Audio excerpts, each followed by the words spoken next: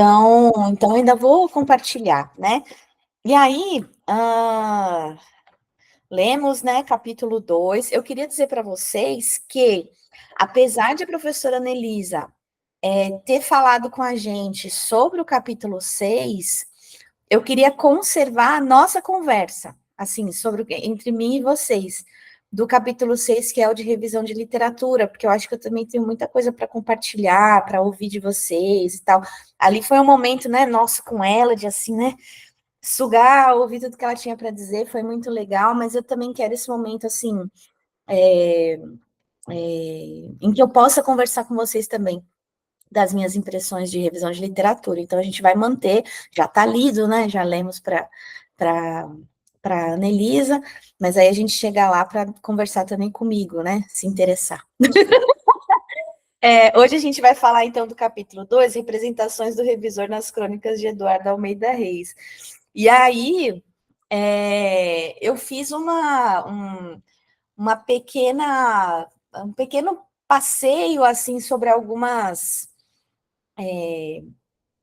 alguns conceitos que eu acho que são meio que a chave desse capítulo, mas eu queria, antes de chegar lá, só dar essa passada geral pelo arquivo do capítulo 1, porque eu fiquei com essa impressão muito ruim de que a gente conversou muitas coisas sobre o capítulo 1, em relação a essas coisas da situação, né, do editor, do papel, do revisor, do preparador, a gente conversou, até pedi para vocês me ajudarem lá no grupo, para me dizer se a gente tinha divagado demais, saído do tema e tal.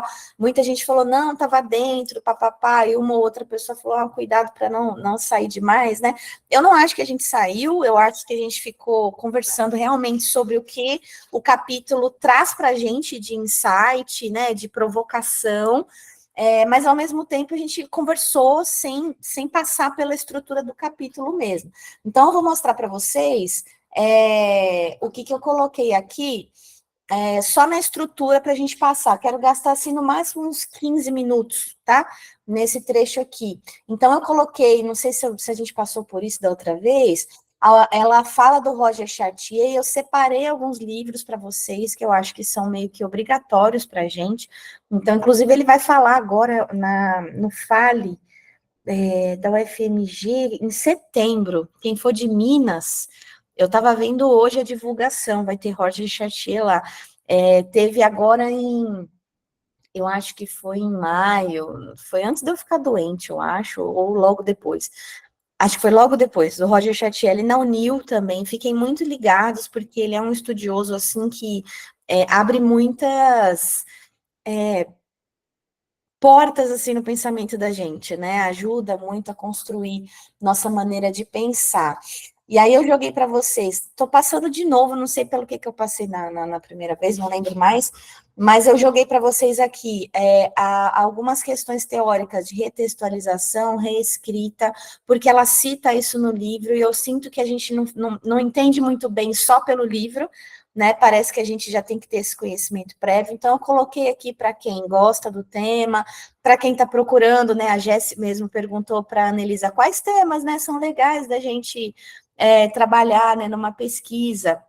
E a gente entendendo quais são esses meandros, quais são esses subtópicos que vão passando pela nossa área de editoração, de revisão de texto, a gente vai entendendo, que legal, e se eu ligar esse tema com tal coisa, a gente vai conhecendo e vai criando possibilidades, né? Bom, aí aqui só coloquei um caminho de por onde passam os capítulos, né? E aqui o capítulo 1, que foi a distinção realmente do trabalho do editor, do preparador e do revisor. E o que eu queria deixar claro para vocês em relação ao que o livro fala para a gente. Percebam que eu senti isso, né, na maneira como a Anelisa conduz. Ela vem para a gente com um mundo ideal, assim, né, como é que as coisas têm que acontecer, o que seria realmente o papel de cada profissional ali dentro desse processo, e ela meio que introduz isso, e ao longo do restante do livro a gente vai entendendo essas diferenciações. Então, aqui, você vê que quando ela fala de editor, né, ela fala de tarefa de tratar, cuidar, normalizar, tornar o texto publicável, né? Aí as questões de formação ela traz para a gente, graduação pós, letras, a docência, atividades publicitárias e tal. Depois ela vem com diferenças entre revisores, preparadores e editores, né? Fala da produção editorial, e aí o escopo do que a gente precisa fazer, que eu achei super importante. Atuação do profissional, eliminação de posturas exageradamente rígidas, melhores noções de cultura geral, processo de leitura escrita, operações de edição, notações profissionais, história da edição, conhecimento da língua e seus vários registros, habilidades interpessoais. Então, é todo um escopo, né, que a gente ficou sem falar lá no primeiro encontro, que eu estou deixando aqui no fichamento, como se fosse um zoom, tá? No texto da Anelisa. Então, aí eu vou disponibilizar isso aqui para vocês e queria que vocês lessem com essa ideia de zoom, né? E aí ela vai falar o que é o tal do tratamento adequado à leitura, né? Cuidado com o texto, cuidado com o aspecto gráfico, trabalho com língua e contexto, e não sempre apenas verbal, as questões de design, as questões linguísticas, a ideia do que a gente entende como autor, como casa editorial, né? E aí aí ela começa a falar aqui, né, das diferenças. Eu tentei sumarizar o que ela traz, né, entre preparação e revisão. E aí eu sei que tem muita gente aqui que está começando na carreira e que é uma bagunça, né? Falar sobre isso, não é fácil. A gente teve rodapé sábado, e a Laura foi falar, né, o que o revisor faz, o que o preparador faz, como é que a gente faz revisão de tradução e tal. E aí, se a gente coloca o editor nesse meio do caminho, a gente entra em desespero.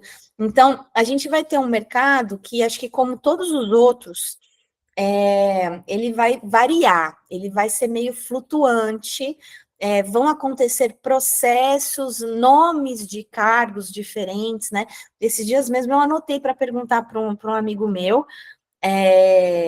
que era que eu perguntei? Porque lá na editora onde ele trabalha, tem gerente editorial, tem coordenador editorial, tem supervisor editorial, tem editor executivo, e tem os editores, assistentes, e os editores, eu falei, meu Deus, o que cada um faz? Aí eu fiquei assim, como é que é essa divisão, né? Então você vai ter às vezes estruturas muito inchadas, né, bem grandes, e em que você vai ter editores com o mesmo nome de cargo, mais preocupados com funções executivas, né, funções burocráticas, lançando quanto que pagou para o prestador, fazendo contrato, contratando gente, cobrando publisher de data, né, fazendo todo esse processo. E você vai ter editores focados em texto. Então, a pessoa é contratada para editar texto. Então, existe um editor executivo que faz o texto circular, né?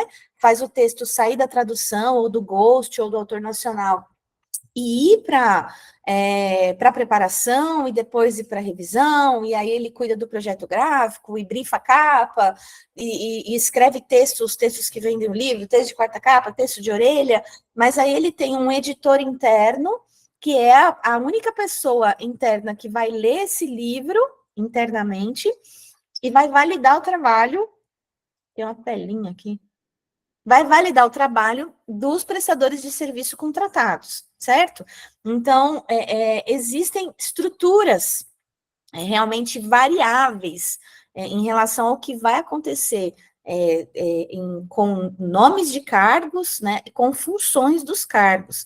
E aí tem aquilo que eu queria que vocês guardassem bem na cabeça, do ponto de vista não acadêmico, não, assim, ideal, sei lá, o que mais que a gente poderia dizer, né, assim, do Alice no País das Maravilhas, assim, o ponto de vista do chão de fábrica, tá? O ponto de vista de quem trabalha mesmo.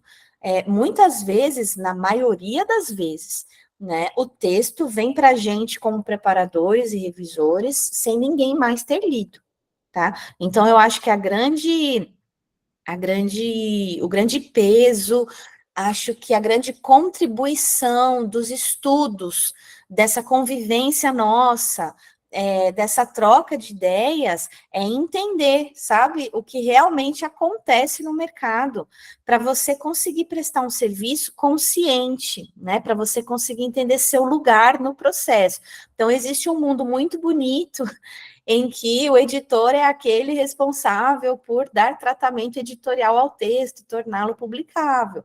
Mas, na vida real, né, como a gente conversou naquele primeiro encontro, a gente vai ter essa estrutura de um editor com funções mais executivas e de um preparador com muitas funções de editor de texto, tá? Então, você entra no texto com tudo aquilo, isso eu lembro que a gente conversou, né?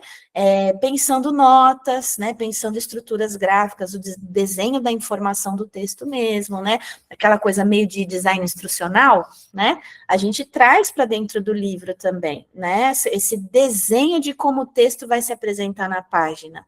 Eu trabalho para uma editora e toda vez que a gente entra em contato com para uma editora, para várias, né? Mas numa eu sou editora. E aí, o que o pessoal mais fala de elogio, assim, em relação ao trabalho com os livros é, nossa, como vocês se preocupam em deixar o texto gostoso de ler na página, né? Como vocês desenham essa informação dentro da página de forma que a gente, assim, consiga ir acompanhando, fique gostoso de ler, não é aquele bloco de texto monótono e tedioso, né? Então, isso também faz parte do nosso trabalho ali dentro da preparação, de tentar distribuir o texto, sugerir olhos, sugerir box, enfim, o que sugerir, se não for um texto traduzido, né? Sugerir mais quebras, né? Mais subtítulos. A gente olha para o texto e fala, nossa, tá um blocão, a gente podia dividir mais em intertítulos aqui para ficar uma coisa mais, né? Vamos dividir para ficar menos blocado. Então, tudo isso acaba vindo para a preparação. No mundo ideal, quem fez isso foi o editor. É isso que eu quero que vocês entendam, sabe? Muitas vezes eu sou contratada para fazer uma edição de texto que o pessoal interno, né, não tem tempo para fazer, e aí esse texto tem que vir para mim, às vezes eu tenho que cortar o texto, a gente quer que esse texto deixe de ter 500 mil caracteres e passe a ter 300. Então, você vai ter que ler e cortar. Eu odeio quando me mandam para fazer isso, porque é muito difícil. Mas aí você vai ter que cortar, né? E aí, ao mesmo tempo, você tem que fazer essa organização, esse desenho da informação dentro da página. Então, não é apenas editar, não é apenas pegar um texto e falar, ah, tem um buraco aqui, ficou faltando uma informação. Acho que aqui dá para dividir em 2 capítulos em vez de ser um capítulo só. Eu acho que aqui cabe olho, cabe box. Eu acho, sei lá, que tem que colocar isso aqui em... Não é só isso, né? É todo o suporte, inclusive visual do livro, né? Se você vai sugerir alguma ilustração, se você não vai, né? Etc, etc. Então, fique claro para a gente, né? Que muitas vezes essa função está vindo para nós na preparação, e aí vem uma diferença, né? Do que chega na revisão, né? Então, na revisão, aí sim, como você, não sei se eu vou falar anátema aqui, é como se a etapa da preparação estivesse sendo a etapa da edição com um plus, né? Porque a gente faz todo esse trabalho com o texto no sentido informacional, né? No sentido de organização mesmo, visual, como é que o texto vai aparecer, divisão, etc, etc. Mas a gente também faz a parte da língua, né? A gente também cuida do texto, a gente também preserva o autor, a gente também estabelece como vai ser esse texto, né? A gente torna ele publicável, né? Na verdade, na hora que ele está na nossa mão. Então, a gente trabalha as funções do editor e da preparação no sentido mais clássico dela, conferência de informações e dados e tal. E, aparentemente, né, nos tempos atuais, o que se chama de revisão acaba fazendo o que era para ser feito na preparação, entende? Não com todas as letras, não com todos os pingos nos is, né? Mas acaba acontecendo, porque quantas vezes a gente vai para uma revisão e a gente tem que fazer serviço de preparação? E não é só porque o preparador foi incompetente, é porque ele tinha muito mais coisas a fazer. Então, sobretudo quando a gente tem uma etapa intermediária, foi aquilo que eu comentei com vocês, Eu posso ter a função, a etapa da preparação e a etapa da revisão de prova. Então, o livro sai da preparação, vai para a diagramação, volta já composto, né, na página composta que a gente fala, faz a composição, e aí vai para a revisão de prova para a gente ver o que faltou de português e as questões gráficas, os aspectos gráficos. Então, muitas vezes, não é raro, tá? Não é algo que acontece só em uma editora ou outra, acontece com alguma frequência. A gente tem a etapa intermediária da revisão de texto no Word, depois da preparação e antes da prova, antes da composição, tá? Então, a gente tem que entender, assim, esses espaços meio fluidos, assim, né? E lembrando também que a preparação pode ser chamada de copydesk, né? Então, aqui você vê que todas as descrições, né, que a Anelisa faz aqui para a gente, tem mais a ver com esse mundo, assim, essa sequência bem mais lógica, né, bem mais ajustada do que entra em cada etapa, né, mas eu quero que vocês tenham essa visão bem clara do que acontece no plano teórico e o que acontece na vida real mesmo, né? Aí ela vem falar, ó, tipos de erros de composição, erros do próprio revisor, né? Aí ela vai discutir se a revisão é questão de norma pura, e aí hoje a gente vai falar bastante disso, né? De norma culta, de norma padrão, e de tipos de gramática, que eu acho que é o grande coração aí desse capítulo, que ela analisa as crônicas, né? Ela fala sobre interferir no texto e garantir que o texto esteja em conformidade com o original depois da composição. Então, essa parte da etapa de revisão, o que vai acontecer ali. Aí, o que Malta vai falar, o que é revisão e tal. Então, assim, só dando essa passada para vocês verem que tem esse fichamento,zinho. Eu mesma coloquei aqui partes que eu achei muito importantes, que inclusive acho que a Débora citou, e eu falei, não, coloquei no texto também, né? Eu dei tirei a foto e trouxe para cá algumas citações que eu achei importantes, né? Ok, então é isso. Eu só queria ter essa paz de espírito para dizer para vocês que assim a gente não ficou fora, né, da discussão. A gente, na verdade, eu dei uma repetida no que a gente falou no primeiro encontro. Pareceu que a gente ficou fora, mas na verdade a gente ficou completamente dentro aqui do que a Ana propõe para a gente de discussão e como a gente combinou, né? O que isso provoca e daí a gente parte daí, não vamos ficar repetindo o que está escrito no livro só, né? Aí aqui o que eu falei da parte 2 do encontro, que eu meio que joguei aqui os negócios, depois eu arrumo, e aí agora a gente cai no encontro 3, que é o capítulo 2, representações do revisor nas crônicas de Eduardo Almeida Reis. Eu confesso para vocês que eu fui ler, eu não lembrava, eu não lembro se isso aqui estava no primeiro livro, mas eu não lembrava de nada disso aqui, que eu li, né, o livro anterior, a edição anterior dela. E aí eu achei muito engraçado, porque eu esperava uma coisa, e aí li outra. Tem muitos anos também que eu li esse livro, então eu com cabeça para lembrar é péssimo. E aí me surpreendeu, né, porque tem o ponto aqui é mais negativo do que positivo, né? E aí eu tava meio que indo com uma ideia meio positiva do negócio, aí eu fui levando um susto, depois fui entendendo o que ela queria fazer. Então, vocês veem, aí a gente abre aqui para conversar, tá? Vamos entrar nesse capítulo agora. Que ela vai comentar, ela pega essas crônicas, né, do Eduardo, e usa essas crônicas, porque ele faz ali, dentro das crônicas dele, que são na seção de esportes, ele faz brincadeiras, né, ele usa a figura do revisor para brincar, para deixar o texto divertido, né, para deixar mais dinâmico e tal, mas acaba imputando ao revisor essa imagem, né, da pessoa chata e paradoxalmente, da pessoa jovem que não sabe nada de norma padrão, né, assim.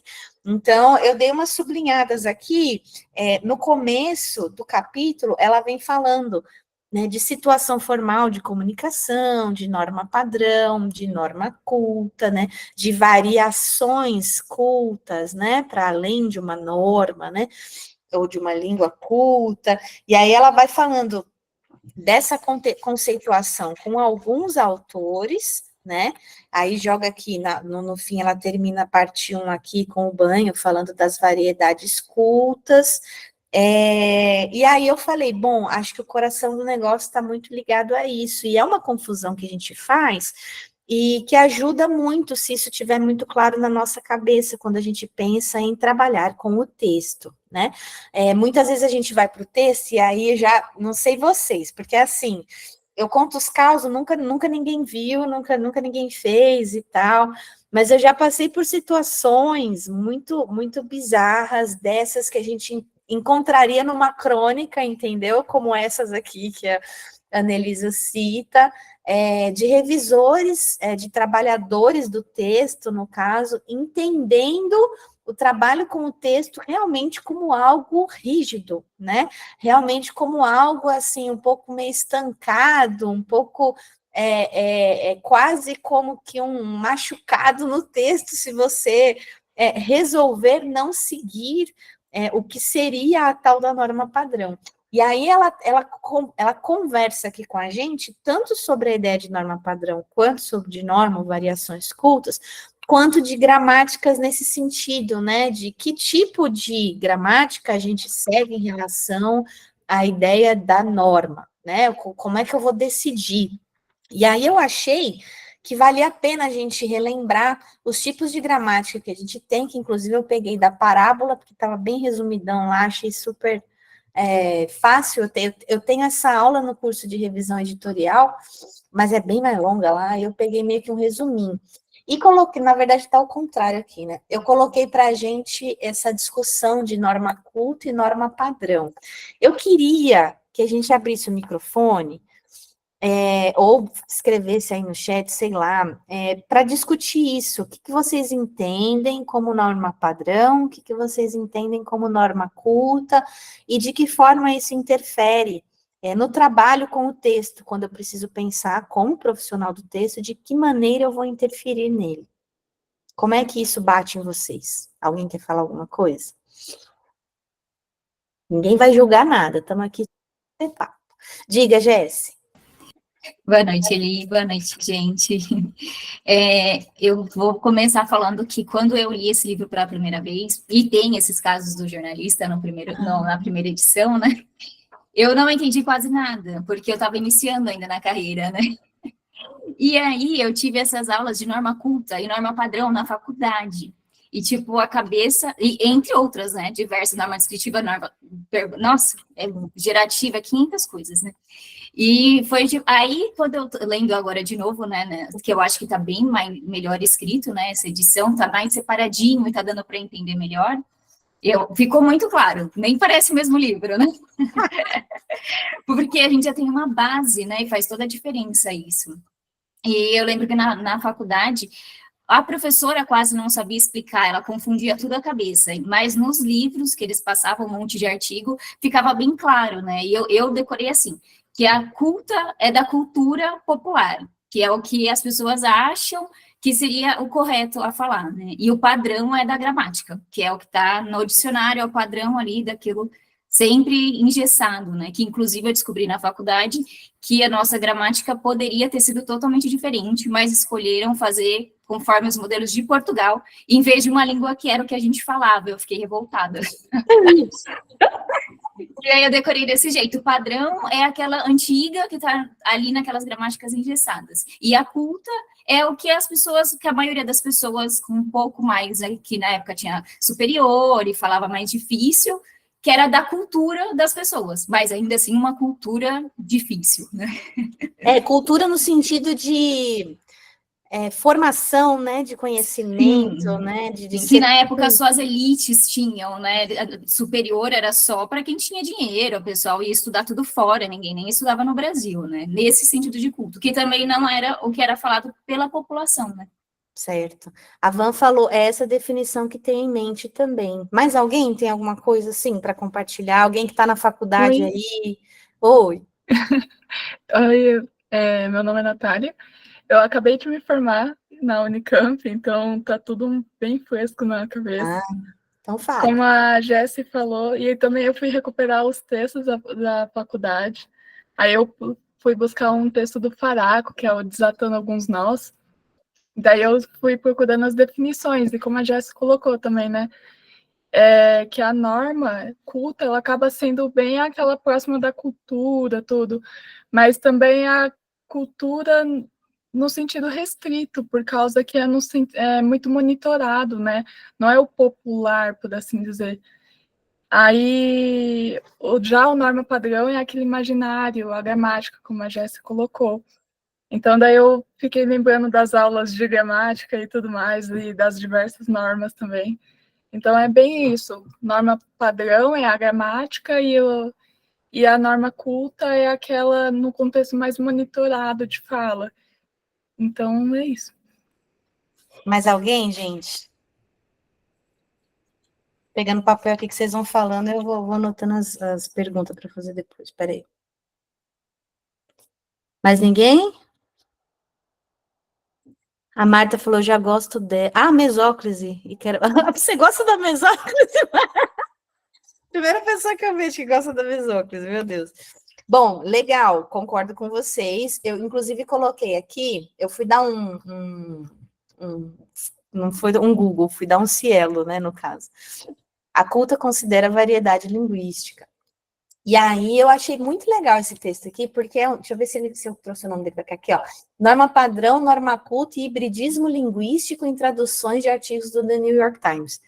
Aí eu achei super interessante, porque ele vem com um contexto interessante para a gente, como trabalhador do texto, que é o de tradução, e aí ele avalia umas coisas. Na verdade, assim, o resultado do artigo é muito simples, que ele vai avaliar umas coisas, mas ele traz uma discussãozinha, traz o Faraco, cita o Banho e tal, sobre norma padrão, sobre norma culta e sobre o hibridismo das normas. E aí eu colei aqui para vocês, para a gente ler depois, com calma.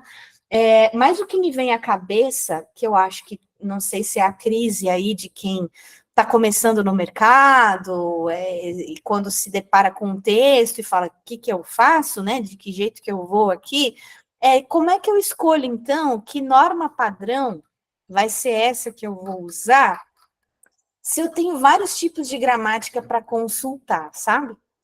Então, isso aqui me bateu na hora que eu estava lendo, e é uma coisa que a gente falou muito no curso de revisão editorial, e eu quis trazer isso aqui para cá, justamente porque a gente acha que a norma padrão também é uma só, sabe?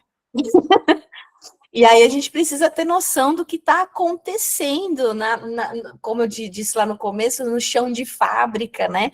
Dos trabalhos da gramática. A gente precisa entender também o que a gente tem de estabelecido no sentido, não estabelecido, o que a gente tem de gramática que não está sendo mais atualizado, né? Porque as pessoas simplesmente morreram, né? Então, não tem ninguém atualizando o livro da pessoa, entende? E aí, o que está sendo produzido hoje e com que cabeça, com que vertente, sabe? Fora as diferenças entre as gramáticas dos gramáticos e dos linguistas, perfeito, né? A Natália, norma culta é o português corrente aceito pela elite culta brasileira. A norma padrão é aquela descrita nos manuais tradicionais. E isso foi assim que aprendi. Como revisores, devemos considerar o português culto, corrente, efetivamente usado. Oi, ela já vai me acusando, ó, foi o que aprendi com você ali no curso de revisão editorial. Eu acho, não é uma batida de martelo, que era o que eu ia falar agora, né? A Nath colocou aí, não é uma batida de martelo, é uma percepção coerente, embasada, sabe, historicamente situada, culturalmente situada, em relação ao que você vai aplicar a cada caso. Então, é a mesma coisa de você ir a um médico, sabe? E ele querer te dar o mesmo remédio que ele dá para outras 395 pessoas. E não vai funcionar bem para você, ele precisa primeiro ver quais são as suas taxas, se está te faltando vitamina, se aquele remédio você tem alergia ou não. Enfim, ele faz uma análise de você. E aí, ele entende o que é bom para você naquele contexto ali. Então, não é que, assim, pronto, vamos usar a norma culta e acabou. Não é isso, tá? Eu preciso entender qual que é o suporte que eu tenho, qual que é o tipo de texto que eu tenho, como é que o autor evoca as questões ali dentro, né? Como é que ele usa, né, a língua, se existe algum tipo de questão estilística, né, que eu precise entender, identificar e preservar. Então, é muito longe, realmente, né, dessa figura que a Ana Elisa provoca a gente a pensar aqui, que é um revisor que não tem noção das coisas, né, aquele cara meio sem noção, né, que pelo que o cara coloca nas crônicas dele, né, que é o que incomoda a Annelisa, pelo que eu entendi, é que essa pessoa sem noção que nem sabe o que está fazendo direito, e o autor precisa ficar dizendo, olha, é assim, tá? Olha, tá correto, tá? Ó, não vai mexer aqui, revisor, né? Ao mesmo tempo que se algo sai certo no texto, a glória é do autor, né? Não é do revisor. O revisor vai aparecer só se o negócio der tudo errado, né? O professor Pestana fala sobre a diferença entre... Fala mesmo, entre norma culta e escrita. Eu acho até que ele falou na live que eu fiz com ele, se eu não me engano, né? Então, assim, a gente precisa conhecer nossas ferramentas de trabalho, né? A gente está falando aqui de curso e do revisão editorial. Toda vez que eu dou curso e falo, a solução para os nossos problemas é sentar a bunda e estudar, no sentido de a gente não precisa conhecer só o mercado, a gente precisa conhecer as ferramentas que nós temos nas mãos para conseguir desenvolver algum tipo de senso crítico, entende? Para conseguir se posicionar diante de um texto. E às vezes a gente pensa que é algo assim muito simples, o texto vem do jeito que veio e acabou, vou deixar lá do jeito que está. E não, muitas vezes você precisa emitir algum tipo de juízo, até mesmo como é que fala? Solicitado pelo autor, né, em relação ao que ele compôs ali, dependendo do que ele compôs. E quanto mais a gente vive a trajetória da carreira, no sentido de crescer nela mesma, a gente começa ali, vamos traçar uma trajetória comum. Você começa nos acadêmicos, né, nas pequenas editoras, você lida com textos que não tem muita aspiração literária, né, não tem ali muito um nível de dificuldade razoavelmente tranquilo, né, você não tem nem muito que interagir, você só vai realmente consertar o casa com Z que a pessoa escreveu, aquelas orações mega truncadas, né, e consertar novo acordo, e parágrafo que está grande demais e tal, até que você vai se desenvolvendo, e chega a um nível em que você tem que lidar com o texto de um filósofo importante, né, de um sociólogo importante, ou um texto de ficção importante, um ganhador de prêmios, ou um texto técnico de referência, né, um texto técnico que realmente ganhou um prêmio e é um livro muito importante, é uma tradução muito importante. Então, eu preciso entender qual que é o meu lugar ali dentro daquele texto, preservando o texto o máximo possível. Então, não adianta apenas eu ter uma gramática em casa, né, e abrir o Napoleão Mendes de Almeida e seguir, né, de capa a capa o que está escrito lá e chamar aquilo de gramática. E isso, eu não sei como estão vocês, eu não sei como está essa discussão, né, aí na universidade hoje, né, também saí da faculdade faz tempo e hoje eu lido com literatura, então a gente fala pouquíssimo, né, de questões, assim, da língua, né, eu trabalho mais com crítica. Então, mas quando eu estava na faculdade, foi meio que uma descoberta para mim, né, entender que não existia uma gramática só. E eu acho que tem muita gente trabalhando na revisão de texto, sobretudo se vem de outras áreas, né? Porque não tem essa proximidade com as letras, por piores que sejam as discussões, né? Às vezes, por piores que sejam os professores, por mais triste que a gente fique frustrado, né, com a estrutura da universidade, etc, etc. A gente acaba acessando, pelo menos a gente acessa, né, o insight da coisa. A gente entende que aquilo existe, né? Então, eu lembro que foi para mim um susto, né? Quando eu saí do ensino médio, entrei na faculdade e descobri que não existia só um livro, que assim, eu achava que a gente escolhia o livro de gramática, assim, por identificação com o autor, porque ele era mais didático, eu gostava mais do jeito dele de falar. Mas a gente precisa entender que existem tipos de gramáticas que visam trabalhos diferentes, né? Tem objetivos diferentes. E o meu passeio, né? O meu trânsito por esses tipos diferentes de gramáticas me ajuda a tomar decisões editoriais, decisões textuais, profissionais em relação ao texto, que fazem sentido. E eu consigo justificar isso de maneira fundamentada, né? Diga, Fê.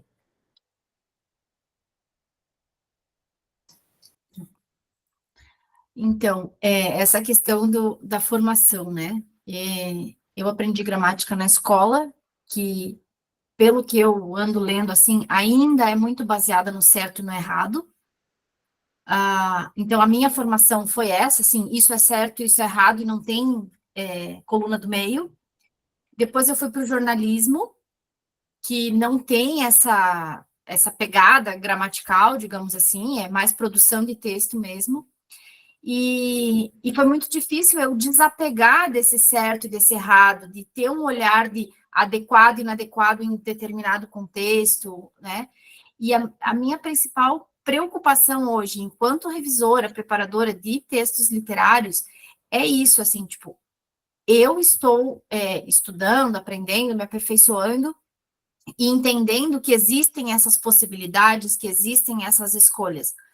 Mas lá na outra ponta, né, tá, o autor às vezes tem algumas limitações nesse sentido também, então, mas aí existe essa possibilidade de diálogo, de justificar, de explicar. Mas na outra ponta, lá no leitor, né, quando esse texto chega no leitor e o leitor ainda tem essa visão de isso pode, isso não pode, isso é assim, isso é assado, e encontra essa coluna do meio, essa escolha que foge do A ou do B, como é que o leitor avalia isso e como é que o meu trabalho fica avaliado, né, é avaliado nessa situação. Então, assim, eu vou transgredir a norma, ciente dessa transgressão, de que naquele contexto se aplica, mas talvez nem todos entendam essa escolha que eu fiz, ou que eu fiz em comum acordo com o autor, né? Você teria algum exemplo, sim, dessa transgressão de norma ou não te vem nada na cabeça agora? Não me vem nada, assim, mas, por exemplo, eu estou lendo o Nossa Língua e Outras Encrencas, da Ana Elisa. Ana. Né? Então, a Ana tem um texto muito solto, assim, diferente desse aqui que a gente está trabalhando, que é mais acadêmico, digamos assim, né, mais científico. Nesse Nossa Língua e Outras Encrencas, ela inventa palavras, ela cria, né, combina coisas, ela explica que ela se dá o direito de usar construções, por exemplo, em vez de várias vezes, várias vezes, né, de fazer essas variações. É um texto bem escrito, mas que não segue necessariamente a norma padrão ou a norma culta, porque ela bota o mineirês no texto dela, né? Mas, então, nesse sentido, assim, essas concessões que a gente faz para preservar o estilo do autor, que para o leitor nem sempre vai fazer sentido, né? Eu acho que o grande, já dou a palavra aí para quem levantou a mão, mas tem uma coisa que você está trazendo com bastante ênfase, que é isso, né? Como é que eu vou transgredir a norma e como é que o meu leitor vai me entender? Eu acho que ajuda muito a gente entender que, assim, na minha experiência, e vamos compartilhar aqui nós todos, na minha experiência, pelo menos uns 90% do que a gente acha que é transgredir a norma não é mais transgredir a norma, e nunca foi, na verdade.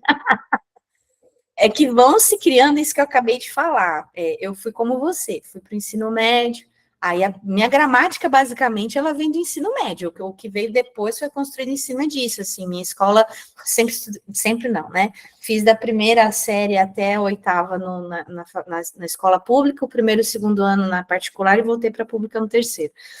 E aí, mas, assim, toda a minha gramática vem da escola. Ensino fundamental e médio, que veio depois foi acréscimo e desenvolvimento.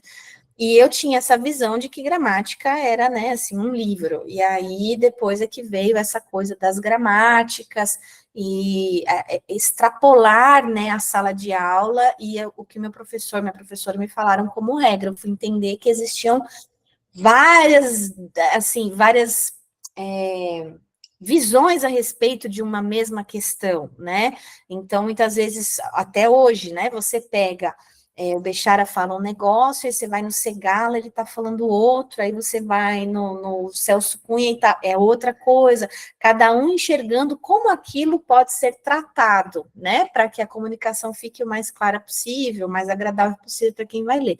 Então, na minha experiência, esse circular, né, de fato, entre os tipos de gramática e entre os autores que a gente tem, mortos e vivos, para entender a diferença entre o que eles falam, né, sobre a mesma coisa, tira da gente muitas dessas amarras de, eu estou transgredindo. Você está achando que está e não está. Você está simplesmente indo, sabe, conforme o gramático X e não conforme o gramático Y, conforme a vertente tal, né, o pensamento tal. Então, isso já libera a gente de muita coisa. Outra coisa que eu vou falar antes de eu abrir aí o microfone é que eu sempre tive nos livros talvez a minha fascinação pelo livro tenha muito a ver com essa coisa da formação de quem está lendo, no sentido de que a pessoa pega o livro e a gente entende que o que aparece no livro é óbvio, né, que com milhões de asteriscos aí que a gente discute, mas o que aparece no livro é o que está certo, né? Você lê o livro e você fala, nossa, então dá para fazer assim. Olha essa estrutura, eu aprendi a escrever assim, lendo, né? Então, olha que estrutura legal. Olha que em vez de eu fazer assim, eu posso inverter. Olha esse jeito de escrever. Olha sei lá, essa colocação pronominal, essa virgulação, etc, etc. Então, por meio do livro, a gente consegue meio que, não é cristalizar, né? Não é essa palavra, mas que palavra que eu uso? Sei lá, da autoridade da criança. Esqueci a Lapidar? palavra. Hã? Lapidar? Não, não é lapidar também, não. É tipo assim, Seria colocar legitimar? legitimar, obrigada. Perfeito. A gente consegue legitimar. Gente, eu tenho um trauma tão grande, porque desde que eu comecei a trabalhar sozinha em casa, assim, basicamente eu não falo com ninguém o dia inteiro, né? Então, quando eu vou conversar, é um exercício assim, ainda mais se eu fico sem dar aula um tempão. Quando eu volto a falar, é um exercício assim de ir lá no profundo de mim procurar vocabulário. Mas voltando, é uma legitimação, né? Quando você vê aquilo no livro, se vocês perceberem tem aquele perfil língua muda, ele tem feito esse trabalho assim, né, de usar o que aparece no livro para legitimar uma mudança, né, um fato linguístico, para assim, estamos fazendo assim, não é mais assado, etc, etc. Tenho minhas ressalvas, né, em relação aos métodos e aos processos, assim, eu tenho algumas ressalvas, mas é lógico, sabe? Então eu vejo muito isso de é óbvio que estamos falando aí no mundo ideal de um livro bem feito, com um processo muito correto, com escolhas conscientes. Eu tenho um editor, um preparador e um revisor que realmente estão escolhendo fazer daquela forma e não estão errando, entende? Tipo, sem saber que estão errando e deixando um texto muito travado, muito trotando, às vezes, vírgulas muito mal escolhidas. Então, vamos entender que a gente está trabalhando com profissionais muito bons que tomaram algumas decisões. E o que chegar para o leitor, né, acaba sendo entendido como algo legítimo, assim. E eu não vejo possibilidade, assim,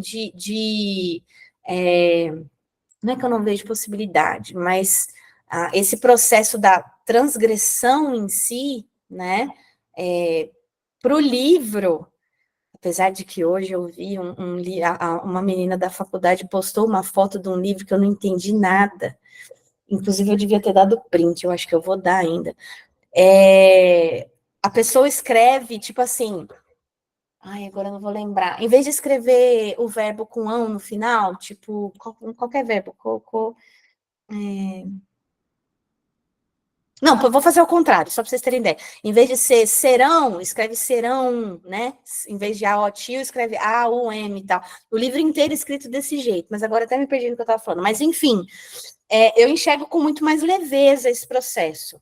E eu não tenho medo, entendeu? Do que o leitor vai entender lá no final, se o processo for muito bem orquestrado. Eu não tenho esse medo. Agora, por exemplo, já contei essa história. Eu fiz alguns livros e aí a pessoa pede para mim para eu fazer a revisão de prova de um livro que eu preparei. Então, eu preparei, ou eu bato a emenda, por exemplo, né? Eu preparei, outra pessoa revisou e eu bato a emenda, por exemplo. E aí eu entro em desespero, que a pessoa colocou vírgula onde não tinha que ter, a pessoa arrebentou com o texto ficou ruim, né? Então, aí sim, eu entendo, né? Você está com um profissional ruim no processo e que acabou desmoralizando todo o trabalho da equipe inteira, né? Deixa eu parar de falar, senão a Natália não vai falar. Vai, Natália, manda. Não, pode ficar falando. Que a Fernanda colocou, né, que a gente sente medo. E eu acho que é um medo que sempre vai acompanhar, de certa forma. Há um pouco de leveza, conforme a gente vai praticando no meio do trabalho ali, no cotidiano. Mas eu acho que é um medo que sempre acompanha, porque também o meu conhecimento... Acho que minha câmera parou. Parou. Estamos te ouvindo. É um conhecimento que, assim, a gente vai desenvolvendo na escola, e quando chega na faculdade, pelo menos quando eu entrei assim, ninguém discutia sobre gramática, assim, sabe? Começou um pouco sociolinguística, não sei o quê, banho, e não sei o quê, preconceito linguístico, e a gente foi nessa. E daí a gente fica um pouco perdido, assim, até que a gente teve, eu digo turma, tivemos aula de gramática, assim, por um semestre, e que daí o professor trouxe essa noção de gramática descritiva, normativa, internalizada, e daí a discussão foi entrando de tipos, né? Não existe uma específica. E daí o que eu adoro, assim, desse professor é que ele falou, gente, vamos tentar desconstruir essa ideia de certo e errado. Existe a questão de esse contexto é adequado ou não é? Então, é uma coisa que eu levo até hoje. Eu fico lendo assim, eu fico, mas isso aqui é adequado ou não é? E daí, a Unicamp, em si, onde eu estudei, né, eles acabam ensinando isso, porque até mesmo na prova de redação, para entrar ali, é de gêneros textuais. Então, o que é adequado, o que não é? Que posição eu assumo diante daquele texto? Então, é essa ideia que a gente vai desenvolvendo. Por isso que eu fui um pouco perdendo o medo, mas também é necessário o medo para a gente não achar que a gente sabe tudo, sabe? Então, eu acho que é isso. Perfeito. Obrigada, Nath. Ale. Oi, vamos lá. Boa noite, pessoal. Eu acho que a Fernanda estava colocando, assim, eu estava pensando, né, uma questão do ponto de vista do leitor, né, não, assim, da profissão só em si, mas do ponto de vista do leitor, e aí eu fiquei pensando o seguinte, eu acho que existe um pacto que o leitor acaba fazendo com o texto também, né, então, à medida que ele vai se familiarizando com o texto, aquilo que inicialmente, do ponto de vista gramatical, poderia ser considerado uma transgressão, dentro daquele texto vai fazer sentido. Perfeito. Né?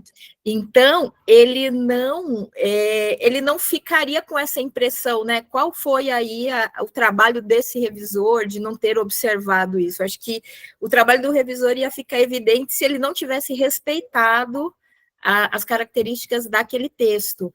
E aí, tentando fazer até uma relação aqui com o capítulo que a gente leu, a Annelise, ela fala disso, né, que o cronista ele vai trabalhar os dois tipos de leitores, né? Ele fala de um leitor, que ela usa até o texto de uma outra pessoa, estava buscando aqui a página. Leitor profissional, né? Ele fala do leitor profissional, até aqui, ó, na página 51, lá no finalzinho, né, ó. Quem é o leitor ela deixa uma pergunta, né? Quem é o leitor de Eduardo Almeida Reis? São alguns. E aí, assim, já fica meio uma incógnita, porque podem, né, já está claro que vão ser aqui vários tipos de leitores. E aí ela põe, ó, aparece um leitor de crônicas leigo, espectador, chamado ao bate-papo, de outra vez, e não raro surge um leitor revisor, que é o leitor profissional. Então, eu acho que também tudo depende de quem é o leitor desse texto, né? Perfeito. Nossa, achei muito boa essa colocação. Só furar a fila aqui um pouquinho. É exatamente isso, assim, ó, porque é difícil, como é que eu posso dizer? Entender que o leitor não vai ler o texto com a mesma percepção, com o mesmo olhar que eu leio enquanto reviso ou enquanto preparo, né? Porque eu faço esse outro papel, por exemplo, agora lendo tanto a Ana Elisa ou o Saramago ali, que está sendo uma aventura, né? Eu não leio com esse olhar de quem está procurando o inadequado, de quem está procurando o erro. Mas quando eu reviso, eu penso no leitor lendo desse jeito, do mesmo jeito que eu leio, né, quando reviso. Então, talvez seja essa visão que eu precise Mas eu acho que desfazer. isso é uma coisa que a gente não vai ter esse controle, né? Assim, se for, vamos dizer assim, né? Esse controle até entre aspas aí.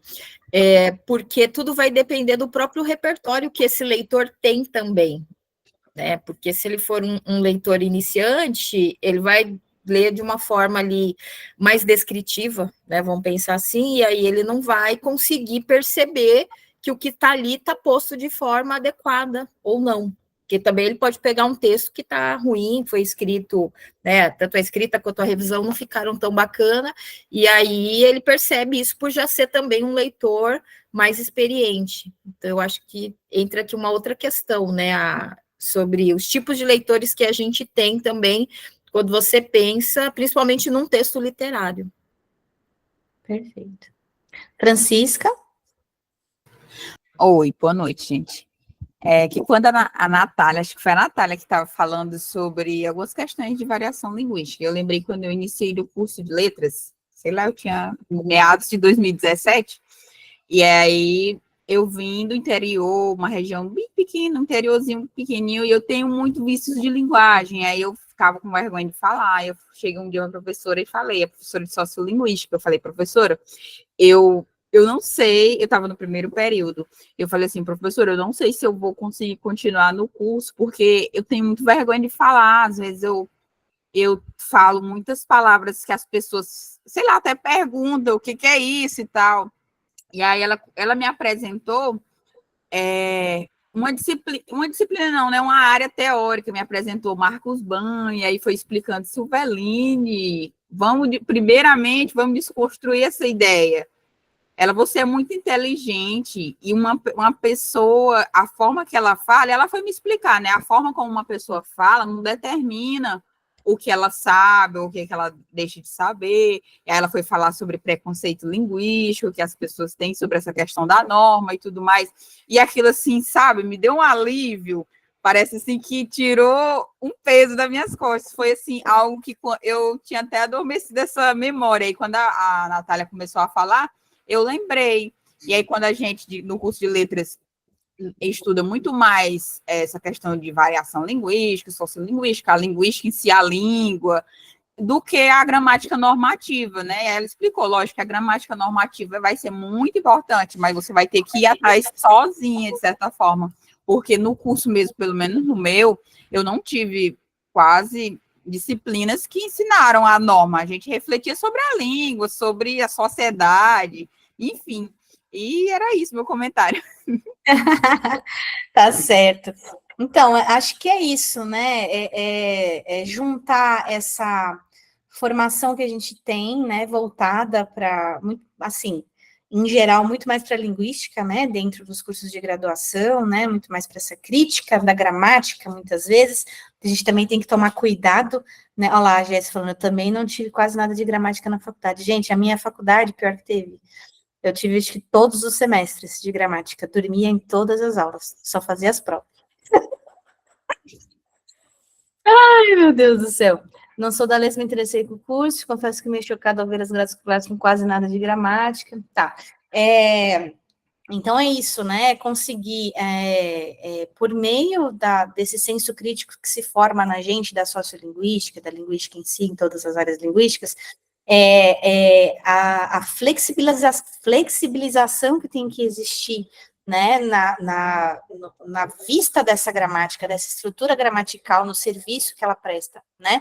Então, muitas vezes, e aí a gente precisa entender até de um ponto de vista menos inocente, né? Porque muitas vezes na universidade você tem aquela coisa da demonização mesmo da gramática, que não tem que ensinar, parará, e a gente do jeito que fala, e escreve do jeito que fala, e tá tudo certo, mas a gente vê, né, dentro das estruturas sociais, a própria cobrança para que se saiba utilizar a língua adequadamente a cada contexto, né, e se eu não tiver a variedade padrão da língua, eu entro eu levo um banho de água fria, né, me dou mal, porque eu não passo num vestibular, porque eu não passo numa entrevista de emprego. Então, a própria luta, isso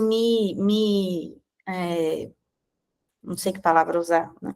Não incomoda, mas isso me bate, assim, porque a própria luta contra a ideia de não adotar, de não se ensinar gramática, porque a língua gera estruturas de preconceito, né? Gera o preconceito de você não dar acesso para a pessoa àquelas variantes e ela fica se mantendo na mesma, ela não consegue mobilidade social, né? Porque ela não acessa esse tipo de conhecimento, né? Então é uma coisa muito, a gente tem que ter um pensamento assim muito crítico e muito contemporâneo, né, para conseguir entender o que está acontecendo na sociedade e ter bom senso, né, ter bom senso. Quando a gente passa para o nosso trabalho, né, para a ideia de revisão de texto, acho que a palavra que manda, inclusive a Ana Elisa fala isso em algum momento,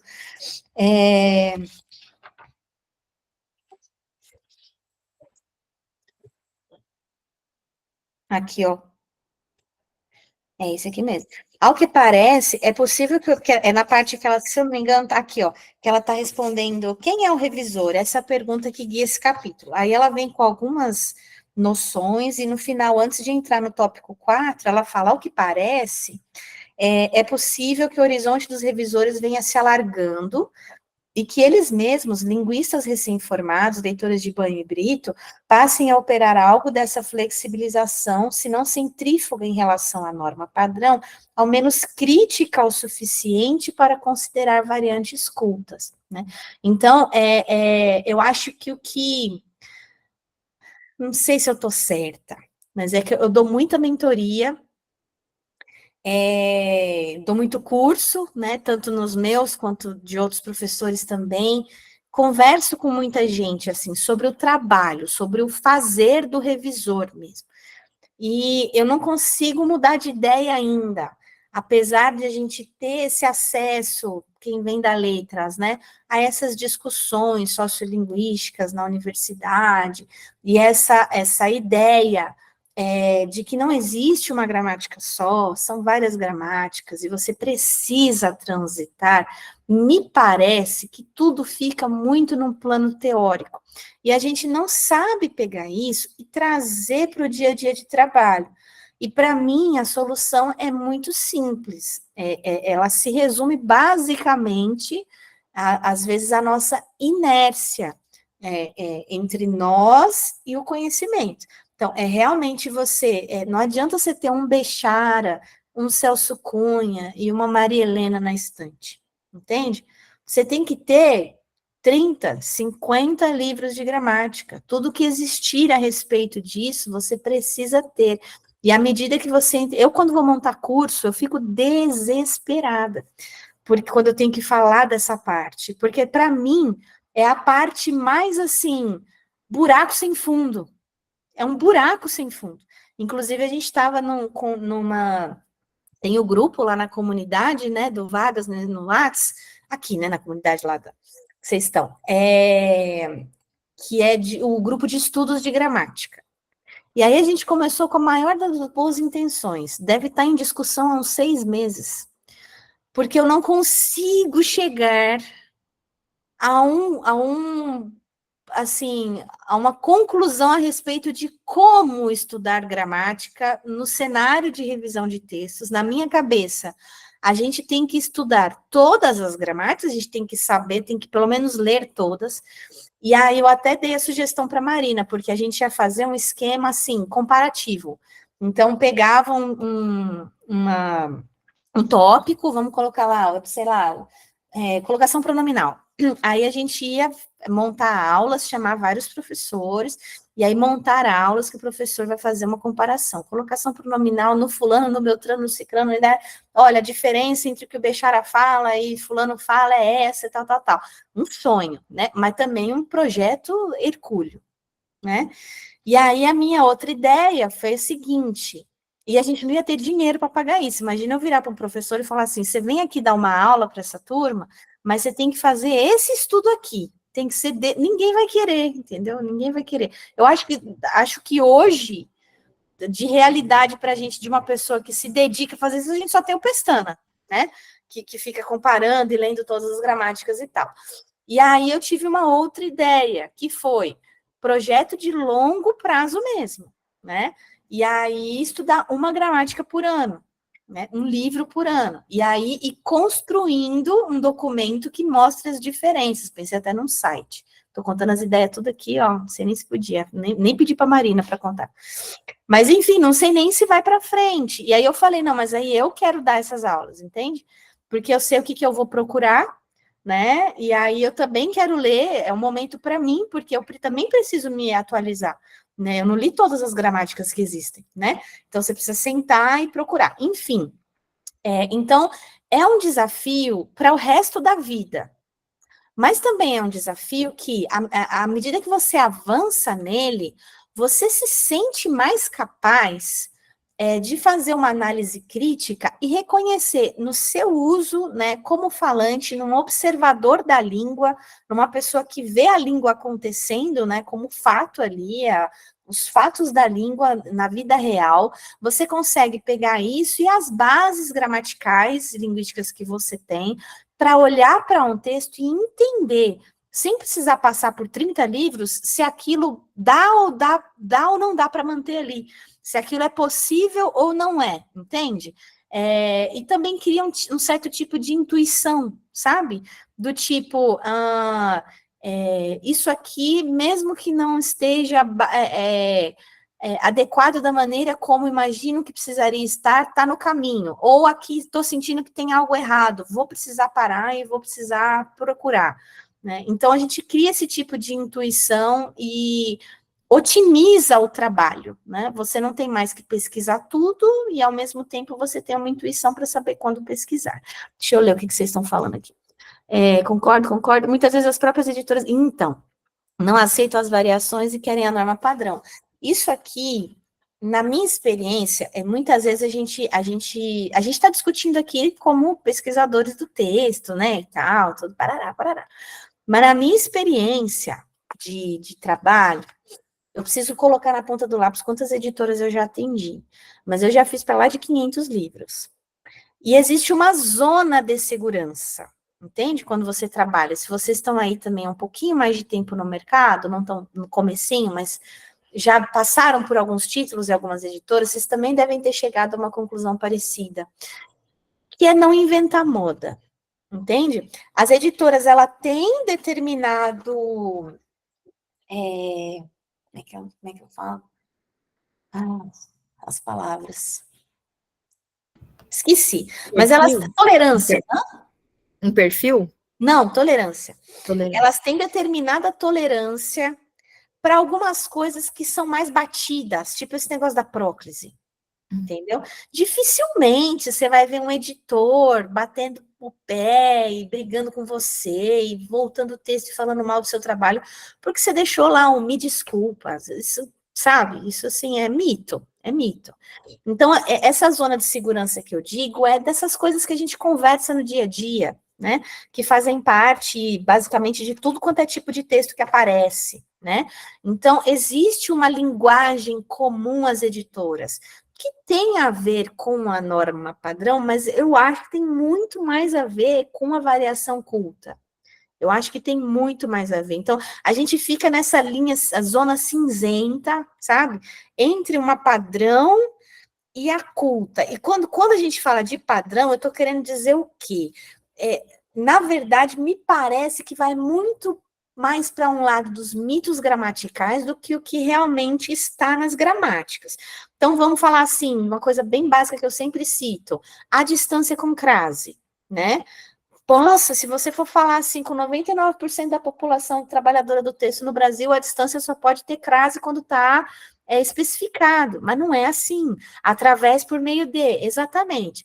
Então, são umas coisas, assim, que eu sinto hoje, tá? Eu não, aí tem que ver por que é. Eu já conversei, troquei uma ideia esses dias com alguém sobre isso, que eu não sei se é porque sou eu, e aí a pessoa já tem uma história comigo, já conhece meu portfólio, eu já tenho tempo de carreira, e aí eu justifico uma vez e a pessoa não tá nem aí. O que eu quiser fazer no bendito do texto, eu faço e ninguém me fala um A. Então, os meus através estão tudo lá, entendeu? Eu só fico trocando quando tá repetido, né? Os meus à distância, tudo com crase, eu não quero nem saber, tudo com crase. E assim, quem lembrar de mais mitos aí, fale. Mas eu sinto de uns anos para cá uma flexibilidade maior. É óbvio que eu não saio metendo a cara, tá? Então, por exemplo, é a primeira vez que eu vou trabalhar com editora, e aí tem uma distância, eu vou lá e explico para ele, olha, eu estou colocando com crase, por quê? Lá. Justifico. Às vezes não ponho lá, ponho no relatório, ó, você vai ver que eu usei a distância com crase por causa disso e disso e disso. Se você não curtir, você me dá um toque, tá? Às vezes eu mando assim, esses dias eu entreguei um trabalho, a pessoa ficou louca, assim, nossa, estava muito bom e não sei o quê. Gente, eu virgulei muito contemporaneamente o texto, muito, porque eu sou dessas, né? E aí eu falei assim, olha, eu vou pedir, eu fiz a preparação, aí no meu relatório eu coloquei assim, olha, eu vou pedir para a revisão preservar a minha virgulação, tá? Porque eu apliquei um estilo aí que faz o texto correr bem, faz o texto respirar legal, né? É uma virgulação bem contemporânea. Então, por favor, só aplica a vírgula se realmente eu tiver esquecido algum intercalado, alguma coisa aí que ficou muito deslocada e tal. Respeitaram, adoraram, entende? Então, assim, é muito mais isso da comunicação, porque o editor, ele espera que ele possa confiar em você. Não é que ele é o cara da gramática normativa e que só aceita desculpe-me em vez de me desculpa. Ele espera que você dê o caminho, que você assente as pedras. Então, quando você vai fazer um primeiro trabalho, um segundo trabalho, é muito razoável que você no relatório fale, olha, você vai ver que eu tomei tais decisões. Você vai ver que na boca do autor do personagem tal, eu deixei o texto desta forma. Mas na boca do personagem tal, eu mudei o registro. Por quê? Porque um é assim e o outro é assado. Você vai ver que eu coloquei usar distância com crase porque fulano, beltrano, ciclano, tabaná, é um mito gramatical. Você vai ver que eu mantive o através. Se você não gostar, você me dá um toque. Mas olha, ele já está dicionarizado com esse sentido, com essa acepção. Quando você explica o que você está fazendo, sabe? A pessoa confia em você, né? E aí ela aceita o que você está falando. Qual que é o nosso grande problema? A gente sai mexendo no texto e espera que os outros entendam o que está se passando na nossa cabeça. E é aquilo que eu falei. O editor, muitas vezes, gente, vocês não têm noção do tanto de processo administrativo que é a vida de um editor. Então, assim, é o dia inteiro lançando nota, não sei o que de controle, é reunião, não sei o que lá do cronograma, é descritivo de gráfica, não sei o que. A última coisa que você faz é olhar para o texto, entende? Então, imagina se o editor vai parar para fazer um curso de gramática, ou vai transitar entre 15 gramáticas para saber lá o que tem de diferença na acepção de tal coisa. Não vai, entende? E eu acho que é isso que é a nossa grande ingenuidade. A gente revisa, prepara um texto esperando que o editor valide e nos ensine o que está correto e o que ele quer e o que ele não quer. É ao contrário. É a gente que tem uma boa bagagem, um bom repertório ali, técnico e cultural, e o raio que o parta, e a gente vai para o texto e faz o melhor que a gente quer e acredita, né, em relação à língua, em relação à gramática e todas as outras questões, e a gente conta essa história para o editor. Olha, eu fiz isso no seu texto. Não é escrever uma redação, mas é topicalizar aqueles pontos principais que podem, né, causar algum tipo de estranhamento. E aí você apresenta o seu trabalho. E aí ele entende, ele aprende com você. E aí ele larga a mão de pegar no seu pé. Entende? Mas para isso você tem que saber o que você está fazendo. Você tem que saber. Não adianta ir assim, vou no feeling. Porque, ó, na minha experiência aqui, galera, tem uma galera que já fez mentoria comigo. A pessoa chega na mentoria, eu pergunto, por que você fez essa alteração? Eu não sei, eu só sei que fica melhor assim do jeito que eu fiz. E aí eu falo, como é que você convence, entendeu? Um editor dessa forma? Você não convence. Isso é amadorismo. É amadorismo. Se você faz uma alteração só porque você acha que fica melhor, que você teve ali uma intuição, o feeling é importantíssimo, tá? Essa intuição sobre o texto, a gramática, que pode vir de... Você tem lá um repertório, assim, de questões gramaticais, e aí você consegue chegar... É igual eu fiquei morando fora de São Paulo por 20 anos.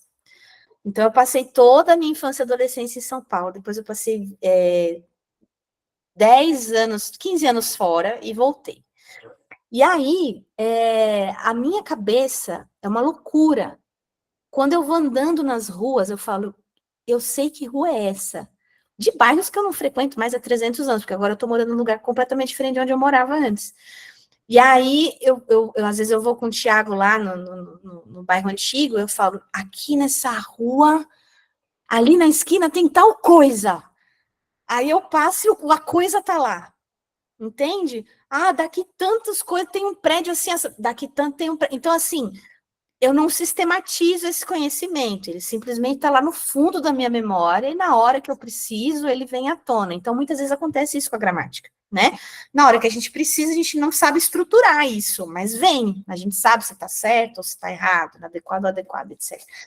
Só que a gente não pode viver disso, a gente não pode viver desse feeling, entendeu? A gente precisa ir atrás. Então, como eu estava dizendo para concluir esse raciocínio, na minha percepção, essa coisa de que o mundo editorial é muito fechado na gramática normativa também é um mito. Também é um mito, entendeu? O que vai acontecer é ter algumas preferências que elas vão acabar existindo para facilitar a padronização e o conforto do leitor. Por exemplo, eu quero crase na frente de sua e na frente de minha, e na frente de nome feminino. Não me interessa se você acha que é bonito, se é feio, se é facultativo, se não é. Eu quero a crase, eu peço crase do pessoal que trabalha para mim. Eu quero a crase na frente dos possessivos femininos e dos não me interessa, porque uma hora vai dar ambiguidade, na outra hora não vai dar ambiguidade, aí você fica assim, flutuando no texto, o leitor não sabe direito o que está, então não me interessa, então eu padronizo. É uma questão de gosto, de ideologia, sei lá, como é que nome a gente dá para isso, mas enfim, mas existe uma flexibilidade em relação ao que vai acontecer no texto, tá? Muitas vezes você acha no manual de editor, esses dias vendo o que estava no manual, eu acho que era a custa de, que inclusive eu coloquei no checklist de revisão, porque era um problema seríssimo esse negócio de a custa e as custas de, sabe? Então, ele vive às minhas custas, então ele vive à minha custa. Mas aí já fizemos a pesquisa e tal, tá tudo bem, as minhas custas tá amplamente aceita, tá tudo jóia, mas tem editora que corta, eu só quero a minha custa. Não, ele faz a lista lá, recebeu um manual que tem uma lista das coisas que não é para usar. Então, assim, vai ter esse tipo de censura, vai ter esse tipo de censura em relação a meia dúzia de coisas, entende? Mas em relação a todo o resto, é você, seu conhecimento, sua bagagem, seu repertório, organizando como é que esse texto vai aparecer. E aí, por isso que é tão importante, é um trabalho assinado, que é sua responsabilidade a maneira como esse texto vai aparecer lá na frente, né? Óbvio, assim, quando eu tô falando assim, eu tô sendo meio trágica e tal, tem mais gente trabalhando no texto, mas a gente sabe, né, que nos processos de preparação e revisão, nossas decisões ali são muito fundamentais, muito decisivas, né? Muito, esqueci a palavra, enfim. E também é um dos motivos, assim, eu não sei quem que eu ouvi falar isso, porque eu estava pensando isso, acho que eu já devo, não sei se eu já falei para vocês, mas estou pensando isso com muita força nos últimos, assim, 12 meses, talvez 1 ano e meio, essa coisa de quem faz a preparação não pode fazer a revisão, sabe? Isso para mim, assim, caiu por terra de um jeito, porque nos últimos anos meu trabalho tem tomado algumas outras, tido algumas outras perspectivas, e eu tenho visto mais o lado de lá, né? Eu tenho feito menos a preparação e a revisão sozinha ali, tenho mais ajudado a contratar pessoas, tenho contratado pessoas, então eu vejo como é que funciona o lado de lá, e como é contraproducente quando você trabalha com um bom profissional, como é contraproducente você tirar o trabalho da mão dele em uma das etapas, sabe? Então, e eu lembro que era super polêmico, uns, sei lá, 10 anos atrás, não lembro direito, tinha 2 editoras que elas, assim, elas não aceitavam, quando eu fazia a preparação do texto, elas não aceitavam que outra pessoa fizesse a prova. Então, eles mandavam, Eliana, a gente quer que você faça a prova, porque fica mais redondo. A gente percebe que quando você faz as 2 etapas, o negócio fica mais redondo. Mas, pela teoria, era para ser o contrário, não era? Era para ser assim, eu não sei reconhecer meus próprios erros, então eu vou continuar olhando errado, então o texto vai continuar errado onde ele estava errado. Só que a sua fundamentação, o seu estudo, a sua bagagem teórica, o seu conhecimento de fato da língua, e aí eu estou falando de tudo, tá? Estou falando de gramática, estou falando de linguística, estou falando de literatura, de estilo. O seu conhecimento faz você olhar para o texto e enxergar seus próprios erros. Você vê o que você deixou passar. E aí você volta para aquele texto e você salva seu próprio nome. Você fala, olha aqui que eu deixei, olha aqui, pá. E você arruma e vai embora. Se vem outro revisor, ele vem com outra linha de raciocínio, ele vem com outra bagagem. Ele arrebenta o texto, sabe? Arrebenta. Então, assim, direto, assim, eu tenho que lidar com preparação minha que outro revisor pegou para fazer, e eu falo, o que aconteceu aqui? Para quê? Para quê? Não sei para que a pessoa está fazendo isso. Então, assim, é um mito que eu queria começar a quebrar, sabe? Queria começar, não sei se eu estou falando de experiência, não tem nada acadêmico, nada que é tudo empírico, é tudo assim no plano do bate-papo. Mas, enfim, sei lá como é que eu cheguei nessa coisa, mas estamos falando, acho que, de flexibilidade, né? Então, acredito que é muito isso, assim, chega um momento em que você tem que se sentir confortável, sabe? De tomar decisões, tanto editoriais, porque no meio do texto existem decisões editoriais que a gente toma, né? Então, tanto decisões editoriais quanto decisões textuais, que elas contam, assim, profundamente com todo o seu trânsito por entre tudo que se fala a respeito da sua área de trabalho. Então, não adianta você fazer um cursinho aqui, faz um cursinho de gramática ali, um cursinho de vírgula aqui, sabe? Aí vai, conversa com a pessoa, parará, e pronto. Você não abre livro, não pesquisa. Então, assim, não tem como, isso é ilusão. Isso é absoluta ilusão, sabe? E se você para estudar, você percebe o quanto ilusório é, né? Quão ilusório é, porque na hora que você senta, você descobre coisas que você acha que eram muito difíceis de descobrir, que só os grandes tinham isso guardado, sabe, nos seus cofres e tal, e o negócio está todo ali acessível. Então, faz um passo a passo, né? Pensando em norma, né? Pensando em linguística, pensando em conhecimento de tipos de gramática, pegando uma descritiva, ao mesmo tempo trabalhando com uma tradicional, ao mesmo tempo dando uma lida numa gramática histórica, por que não, sabe? Eu lembro que teve uma época que eu me apaixonei por gramática histórica, e aí eu ficava louca de saber como é que, aí eu fazia as descrições fonéticas de como era a palavra antes, como é que ela ficou, aí aqueles fenômenos que eu não lembro mais nada, os nomes, por exemplo, que mano virou mão, sabe? O N vira nasalização, o tio e tal. Então, me apaixonei, tá? Foi um período curto, mas me apaixonei. Então, a gente transita e cria, né, um repertório que vai dar essa segurança para a gente, de olhar para o texto e falar assim, o que eu fiz aqui eu garanto. Tá, tudo bem, que eu acho que é um lugar complicado, né, de alcançar, né? Errar a gente sempre vai acontecer. Mas essa coisa do grosso do texto, né? De entregar algo realmente publicável, editado, né?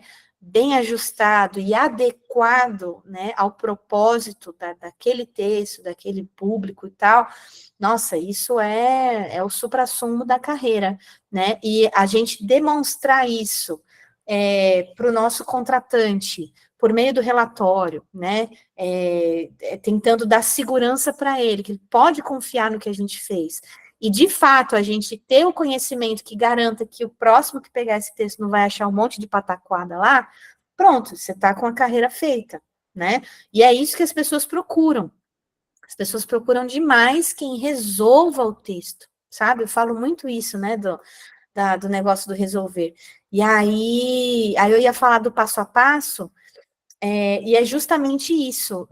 É uma construção de uma vida, e não é de um dia para o outro. Você escolhe um livro hoje, compra, você não precisa comprar só quando você for ler, né?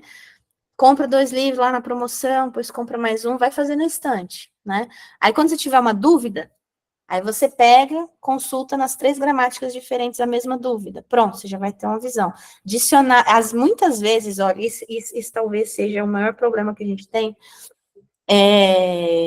a gente não vai achar dúvida na gramática, só nos dicionários de dúvidas, né? Então, não adianta só você ficar focando gramática, né? Você tem que pegar dicionário de dúvidas, você tem que pegar livros paragramaticais, né? Livros que estão falando sobre a gramática, por exemplo, você pegar uma Piacentini, que eu acho genial, né? Consultar sempre o Não Tropece na Língua, saber o que ela está avaliando lá com base, ela faz uma análise, assim, do que seria uma descrição da língua com base no jornalismo, né, não é na literatura. Então, ajuda muito a gente a perceber que língua é essa que falamos hoje, como é que ela aparece. Mas, enfim, deixa eu ver o que vocês estão falando aqui, ó. Está acabando o nosso tempo. A Jéssica falou da norma padrão, tal, patati, lá para cima acho que eu li tudo.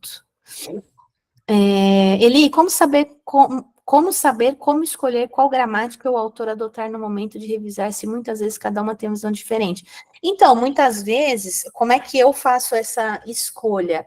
Eu tento ver o que a maioria fala, se a maioria concorda, entende? Então, você vai se acostumando também, né? Tem que ler, e aí você vai percebendo os pontos de contato e os pontos em que eles ficam distantes. Se todo mundo for muito diferente, eu, Eliana, normalmente vou numa opção assim por Bechara, Maria Helena, Piacentini, eu vou nessa galera assim. Eu prefiro isso, aí, por exemplo, Nossa, me fugiu o nome daquele cara que é bem normativista. Nossa, fugiu total da minha cabeça.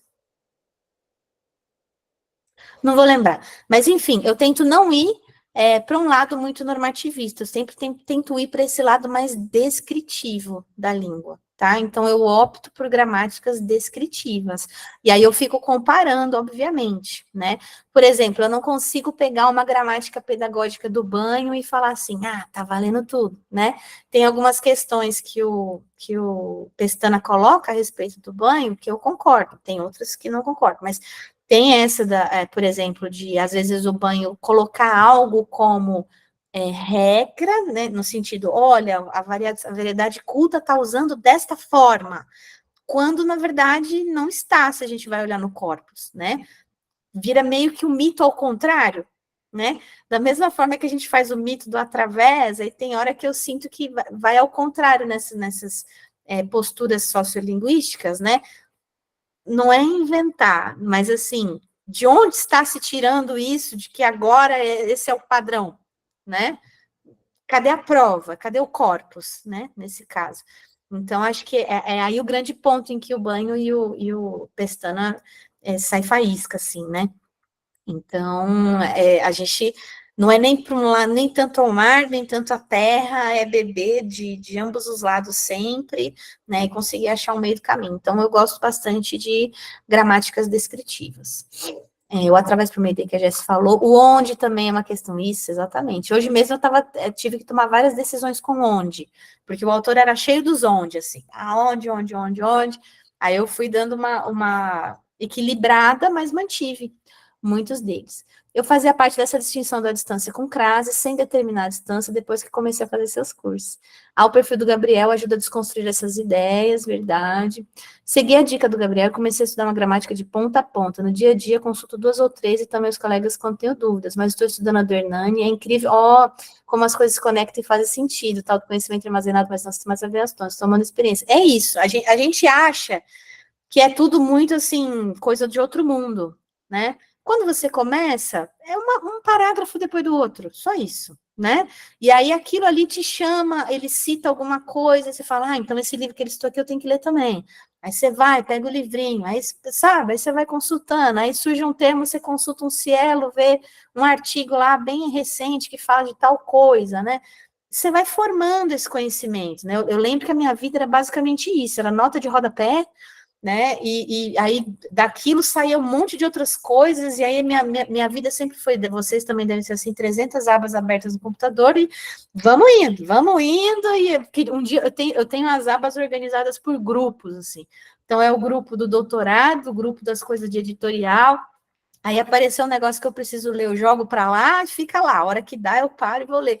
A nossa vida é essa, eu acho que de todo profissional, né? Se atualizar sempre. Por isso que eu gosto muito da ideia tem gente que fala que não tem valor e não faz sentido, né? A gente, profissional de texto, fazer um mestrado, fazer um doutorado, mas eu não consigo entender essa ideia. Para mim, assim, é fundamental que você se mantenha em contato, sabe, com as fontes de construção do conhecimento. Então, você lê um professor Hernani Terra, o professor está lá na faculdade dando aula, entendeu? Está fazendo grupo de estudo lá em semiótica, né? Então, você quer estudar, sei lá, outra língua, sei lá, qualquer área que você quer estudar sociolinguística e tal, poxa, vai para onde os caras estão produzindo conhecimento, sabe? Você não precisa mudar o mundo, mas só estar em contato ali, você já acessa coisas que é como se fosse uma... Eu ia falar recalchutado, mas também nessa palavra. Tipo assim, sabe? Assim, da raiva que só fica vendo as palavras em inglês na cabeça. Ai, Atualizada, atualizada, reciclada. nessa ideia, mas é tipo de um up, assim, ó. Mas, enfim, não lembro a palavra. Mas é isso, sabe?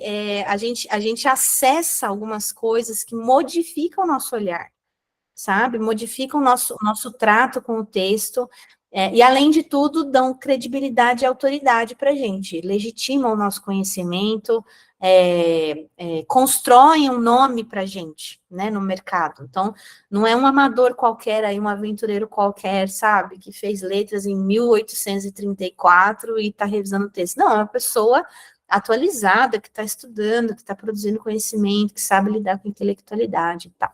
Diga, Jéssica. Só complementando, né, essa parte de se atualizar, né, semana passada teve o 4º Fórum Nacional de Revisão, né, e foi muito interessante, porque os artigos só deu inteligência artificial e linguagem simples, e eu achei muito interessante a parte da linguagem simples, porque eu acho que a gente precisa muito, né, e aí, falando sobre esse capítulo 2 do livro, né, do quanto, ao mesmo tempo que o jornalista escreve, né, menosprezando o revisor, ele também pensa muito no autor, porque eu achei que o fato dele jogar uma palavra desconhecida e explicar dentro daquele texto minúsculo, de uma forma que qualquer pessoa vai entender, é uma linguagem simples, de uma forma rebuscada, mas ainda assim, ele foi claro e objetivo nas colocações. Eu achei que veio muito de encontro, muito ao encontro, né, dessa questão agora da linguagem simples, que na verdade eu acho que devia ser linguagem clara, né, porque eu acho que linguagem simples, para quem não conhece, fica uma coisa muito... Eu mesmo só entendi definitivamente no fórum o que é essa linguagem simples. Eu achei sensacional, eu acho que o futuro tem que ser esse. Enquanto revisores, a gente tem que entender, aprender e aplicar, porque o leitor, o principal é o leitor entender o que está escrito, né? Eu acho que essa história de coisas rebuscadas já era. O importante é você passar a informação clara de uma forma elegante, é o suficiente. Perfeito, perfeito. E aí você fez algo que ajuda muito a gente a entender essa coisa do monitoramento da norma culta, né? O que vem a ser norma culta e como é que a norma padrão acaba... como é que ela se organiza, né, em função da norma padrão, em função da norma culta. Você fez assim, vai de encontro, você ao encontro. Então, tipo um exemplo típico, né?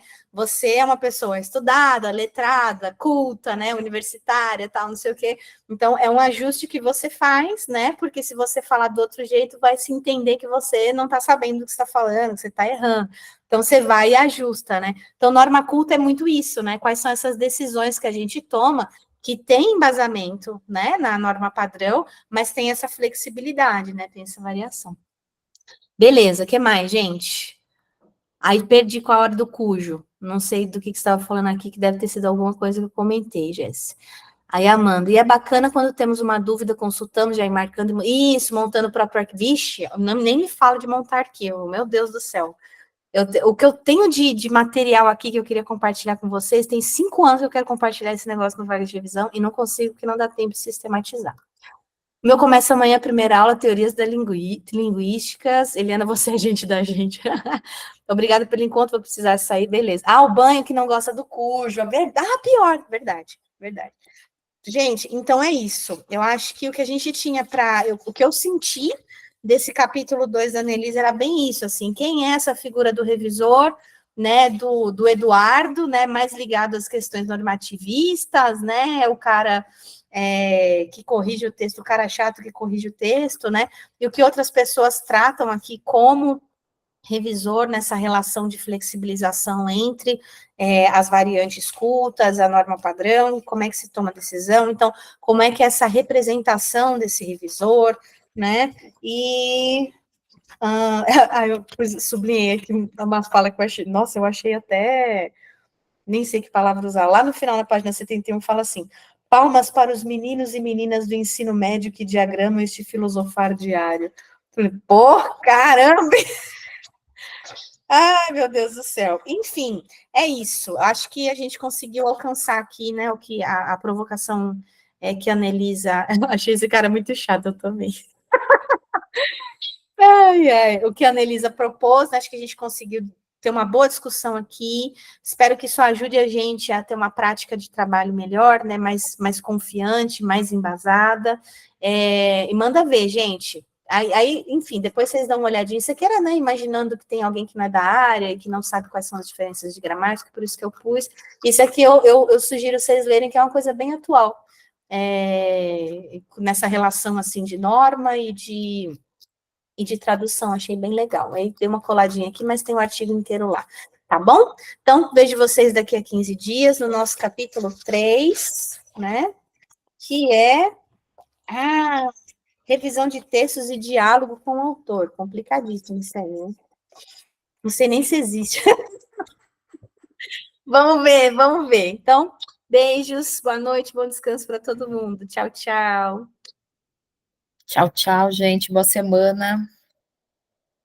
Beijos.